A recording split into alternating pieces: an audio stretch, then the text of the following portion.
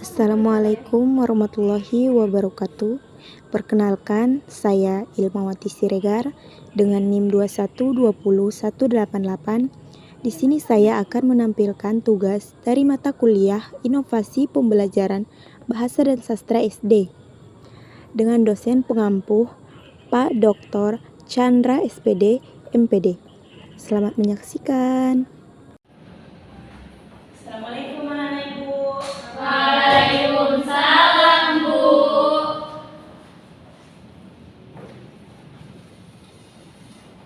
Gimana kabarnya hari ini? Alhamdulillah, luar biasa. Semakin semangat. Allahu Akbar. Sebelum kita memulai pembelajaran hari ini, rapikan dulu tempat duduknya ya, nak. Ya, Bu. Sudah? Sudah, Bu. Baik, kalau sudah, ketua kelas bantu ibu untuk memimpin berdoa. Siap, gerak. Doa mulai. Bismillahirrahmanirrahim. Raditu billahi rabba wa bil islami dina wa bil muhammadin nabiyyan wa rasulah. Rabbil zidni ilman warzuqni fahman. Amin. Baik. Ibu ingin mencek hadirannya. Siapa yang tidak hadir hari ini? Hadir semua, Bu. Kalau kayak gini ibu rajin ini mengajar. Tapi sepertinya anak ibu kurang semangat ya. Ayo berdiri dulu, kita briefing dulu biar lebih semangat. Oke, kita akan mulai breaking. Anak-anak ibu ikuti video yang di depan ya. Ya, Bu.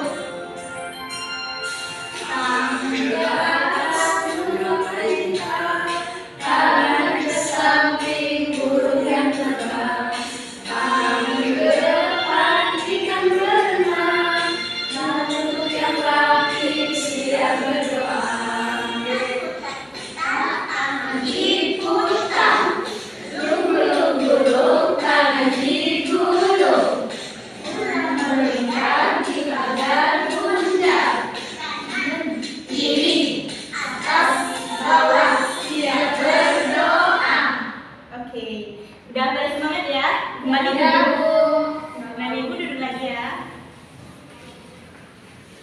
Oke, ibu akan mengulas kembali sedikit materi kita minggu lalu ya. Materi kita minggu lalu itu tentang tes deskripsi. Siapa di sini yang masih mengingat apa tes deskripsi? Bu. Ayo, nah. Teks deskripsi adalah teks yang menggambarkan suatu objek secara rinci, Bu. Iya, ada lagi yang tahu? Nggak ada ya? Oke, ibu perjelas ya. Deskripsi adalah tulisan atau teks yang menggambarkan suatu objek, tempat, atau orang agar seolah-olah kita dapat merasakan dan juga melihat objek itu. Misalnya kan contohnya seperti anak-anak ibu menyuruh menembak ya. Misalnya seperti hewan yang memiliki gading dan juga beralih panjang itu apa? Gajah. Pintar ya anak ibu. Oke, kita lanjut materi kita hari ini yaitu tentang teks narasi. Anak-anak ibu ada yang udah tahu apa itu teks narasi? Tidak, Bu. Oh, baiklah. Ibu akan menjelaskan teks narasi. Teks narasi adalah suatu teks yang mengisikan suatu peristiwa berdasarkan urutan waktu atau kronologi. Teks ini bersifat fiksi dan juga non-fiksi. Jadi, kita akan membahas materi itu pada hari ini. Tapi kita akan belajar teks fiksi. Jadi, teks fiksi itu contohnya seperti Payung Bunda, Bawang Putih Bawang Merah. Hah? Iya, pintar. Beri hapus dulu untuk Cici. Sekarang anak-anak ibu coba amati gambar di depan ini. Gambar gambar di dalam buku itu? Anak-anak ibu tahu itu gambar apa? Gambar orang sedang. Gambar sesawok. Iya Bu. Iya, terus Bu. ini yang kuning itu Timun. timun ya. Jadi anak-anak ibu, kita akan membaca kisah tentang timun. Baik anak-anak ibu, kan kita mau membaca. Jadi ibu memberitahu dulu tujuan kita belajar hari ini, yaitu agar anak-anak ibu nanti bisa mengambil informasi dari teks yang nanti dibaca. Terus anak-anak ibu juga bisa merangkum dari teks ini apa isinya gitu. Lalu anak-anak ibu juga bisa nanti mengambil pesan moral dari kisah timun mas ini. Sekarang anak-anak ibu membaca bergilir ya, satu paragraf aja satu orang. Ya, silakan Cici. Nggak usah anak di tempat di kursinya aja. Awal mula Timun Mas Alkisah di sebuah desa di daerah Jawa Tengah. Hidup seorang janda parubaya yang bernama Mbok Srini. Sejak ditinggal oleh suaminya beberapa tahun, ia hidup sebatang kara. Ia pun juga tak memiliki anak. Lanjut kepada Ihanda. Baik, karena kesepian ia sangat mengharapkan keadaan seorang anak. Namun sayangnya harapan itu pupus karena suaminya telah meninggal dunia. Ya, lanjut Rana. Pok Srini hanya dapat menunggu keajaiban untuk bisa memiliki anak. Ia berharap keajaiban terjadi padanya. Dengan selalu berdoa siang dan malam kepada Tuhan Yang Maha Kuasa agar dapat diberikan anak. Udah? Udah Bu. Oke, lanjut Enda. Pada suatu malam, harapan itu datang lewat mimpinya. Dalam mimpinya, Mbok Srini didatangi sesosok raksasa yang menyuruhnya pergi mengambil sebuah bungkusan di bawah pohon besar di hutan. Tempat biasanya ia mencari kayu bakar. Saat terbangun di pagi hari, Mbok Srini hampir tidak percaya dengan mimpinya semalam. Ya, lanjut Siti. Mungkinkah keajaiban akan benar-benar terjadi padaku? Ia pun bertanya dalam hati dengan ragu. Wah, anak ibu pandai-pandai ya, sudah pandai membaca. Tepuk tangan dulu untuk diri sendiri. Jadi anak-anak ibu, kita bisa menyimpulkan kisah dari Timun Mas ini bahwa ada seorang janda yang sangat menginginkan anak, tetapi tidak bisa karena tidak memiliki suami. Jadi tiba-tiba ada seorang raksasa itu menemui Bu Sirni, lalu dia memberikan bibit untuk ditanam.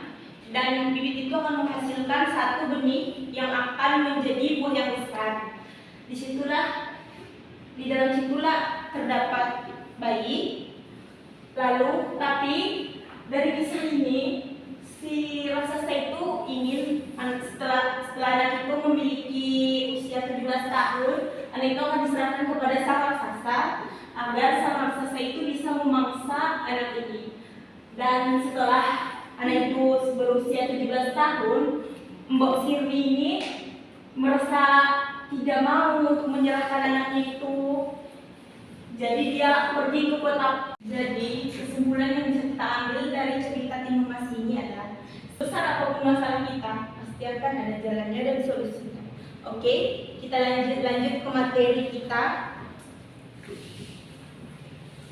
Karena sepertinya anak-anak ibu yang sudah mengerti tentang materinya, kita lanjut. Ibu akan memberikan soal tapi kerjanya secara kelompok ya. Anak-anak ibu duduk secara kelompok dulu.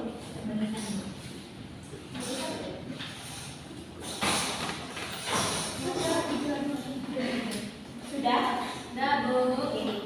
Dikasih ke temannya juga ya. Kerjakan yang di halaman di halaman ketiga ya. Ya Bu. Diskusikan bersama teman-temannya dulu. Ibu beri waktu selama 15 menit.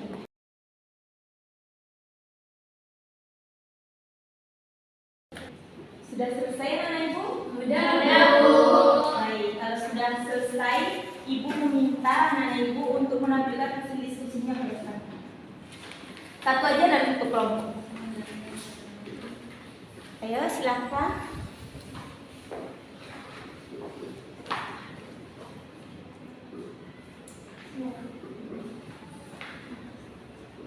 Oke, ayo baca. Baiklah, hasil diskusi kami pada tadi yaitu pada zaman dahulu di Jawa Barat terdapat kisah tentang Dayang Sumbi, seorang putri yang memiliki seorang putra bernama Sangkuriang.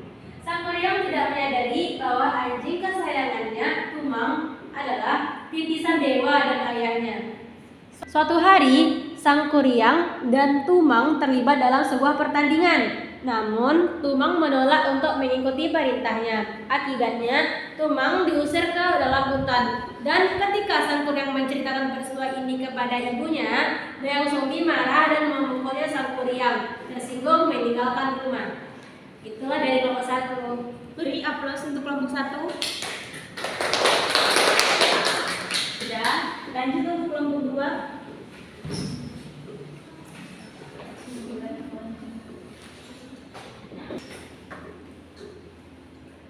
Kami akan mempresentasikan hasil diskusi kami, yaitu ia kembali dan tanpa sadar jatuh cinta pada Dayang Sumbi sendiri.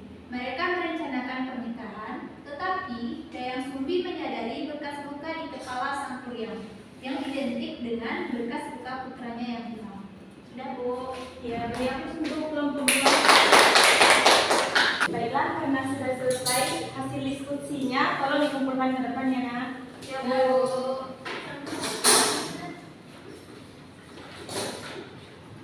Oke, terima kasih Ratna. Ya, Bu.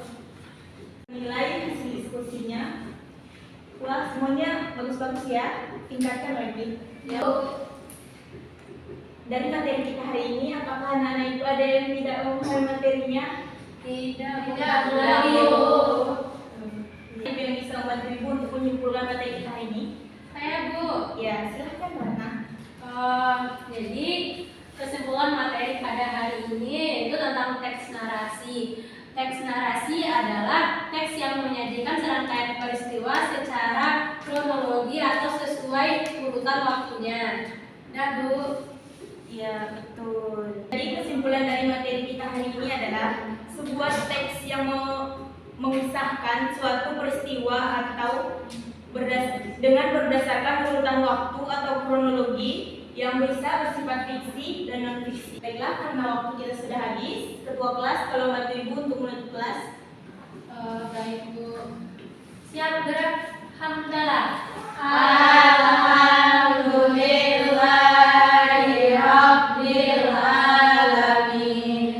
Pulang anak-anak Ibu, hati-hati di jalannya. Ya, Bu. Assalamualaikum warahmatullahi wabarakatuh. Waalaikumsalam. Sekian video simulasi saya. Semoga bermanfaat dan saya akhiri dengan wassalamualaikum warahmatullahi wabarakatuh. Jangan lupa di subscribe ya teman-teman.